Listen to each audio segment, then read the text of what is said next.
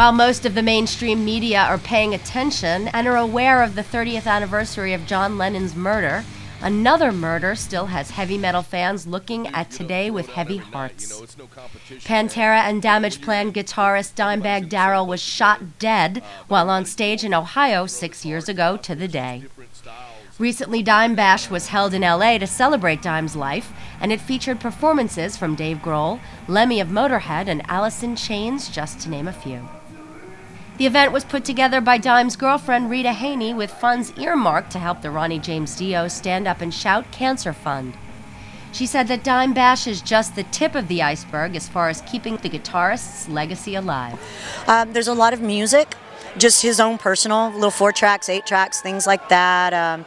There's a lot of things, to do, but it's just really getting it done and getting it done tastefully and properly and not just slapping his name on whatever you can kind of thing, It's just something that we have to build gradually, to keep his legacy. But as far as the Dime Bash, yeah, I'd like to maybe do 1 or 2 charitable events like a year, maybe on his birthday, maybe, and then keep, of course, the December 8th, and maybe something on the East Coast, because I know Josta and several people, Jose, all those guys, have talked about it for a few years since they've been involved in it, and we just never have made it over there. So Marilyn Manson partner in crime Twiggy Ramirez did the honors that night as DJ and sat in on a few songs. He recalled, or didn't recall, his best memory of his friend Dimebag Darrell.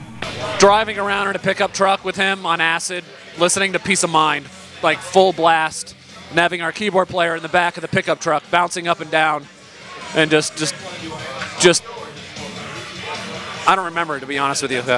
Machine Head lead guitarist Phil talked about what he remembers about Dime. Yeah, I met him a few times back in 2004, actually right before his death. And he was a Machine Head fan, and we met him at Download, and they just rolled out of their bus all plowed and, called me Shredder, hey, thanks for bringing the leads back to Machine Head. And so that was about it. It was one of the best compliments I ever got, was from that man. Heavy bands that cut their teeth on Pantera were plentiful at the event.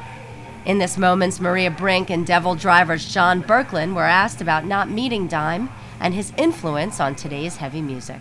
I have no personal memories. I never met him, but all my memories are just shows I used to go to as a kid. I think the first one was like '94, Far Beyond Driven tour with Sepultura, Biohazard.